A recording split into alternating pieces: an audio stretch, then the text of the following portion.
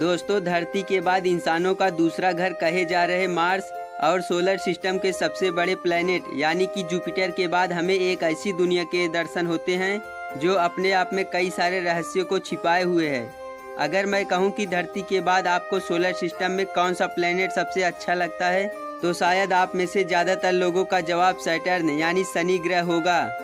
Saturn solar system का 6th planet है और इसकी साइज प्लेनेट की लिस्ट में दूसरे नंबर पर आती है। इसका खूबसूरत रिंग सिस्टम सोलर सिस्टम में इसे एक अलग पहचान देता है।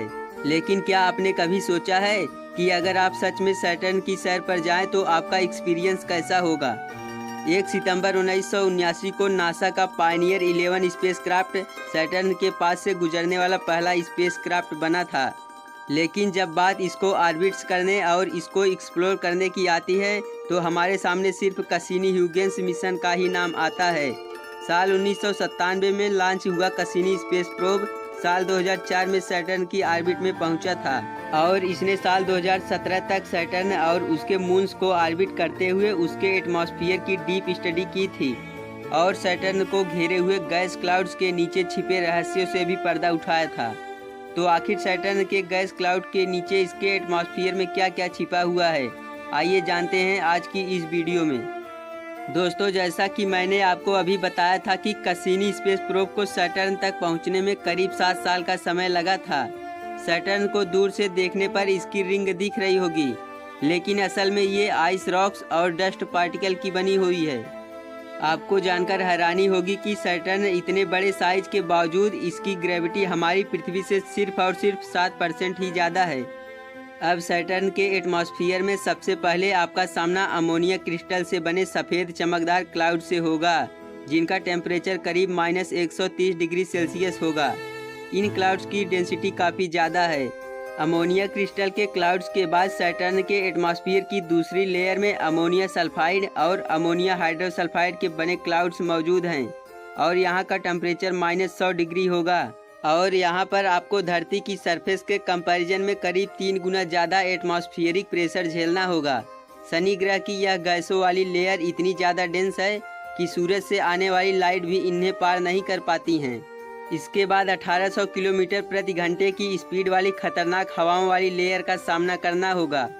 करीब 200 किलोमीटर दूर तक फैली इस लेयर को पार करने के बाद सैटर्न की एटमॉस्फेयर की अगली लेयर मिलेगी, जो कि वाटर आइस क्लाउड की बनी है। स्टैटिक इलेक्ट्रिसिटी के कारण ये बादल आपको चमकते हुए दिखाई देंगे।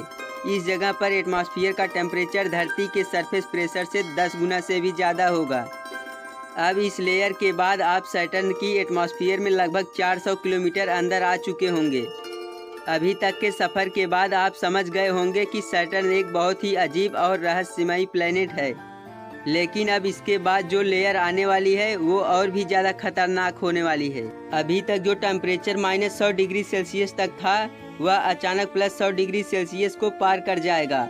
एटमॉस्फेरिक प्रेशर इतना बढ़ जाने वाला है कि इस लेयर में हाइड्रोजन और हीलियम भी लिक्विड फॉर्म में होंगे। इस तरह के कंडीशन में करीब 32,000 किलोमीटर का सफ़र करने के बाद आप एक ऐसे रीजन में इंटर कर जाओगे जहां का एटमॉस्फेरिक प्रेशर धरती की सरफेस से करीब 20 लाख गुना ज़्यादा होगा और टेम्परेचर 9000 डिग्री सेल्सियस तक पहुंच चुका होगा। सैटर्न की इन अलग अलग लेयर्स में हफ्तों तक ट्रेवल करने के बाद आप कहीं उसके कोर तक पहुंच पाओगे, जो इसके अपर एटमॉस्फेयर से करीब 56,000 किलोमीटर नीचे है। ऐसा माना जाता है कि सैटर्न की कोर मेटेलिक आयरन रॉक्स की बनी है और इसकी कोर धरती से डबल से भी ज़्यादा साइज की है। अब एक तरफ जहां धरती की रेडियस 6378 किलोमीटर है तो दूसरी ओर सैटर्न के कोर की रेडियस 12 किलोमीटर से भी अधिक है। सैटर्न की कोर का टेम्परेचर लगभग 12,000 डिग्री सेल्सियस है और यहाँ पर धरती के सरफेस के कंपैरिजन में 1 करोड़ गुना एटमॉस्फेरिक प्रेशर होगा। सैटर्न जैसे गैस जायंट आपको बाहर से देखने में जितने खूबसूरत लगते हैं वो अंदर से उतने ही खतरनाक और जानलेवा होते हैं। दोस्तों, सैटर्न का ये सफ़र आपको कैसा लगा हमें नीचे कमेंट करके ज़रूर बताना और वीडियो को लाइक और शेयर ज़रूर करना और ऐसे ही इंटरेस्टिंग वीडियो के लिए हमारे चैनल को सब्सक्राइब करके बेल आइकन को ऑल पर प्रेस ज़रूर करना।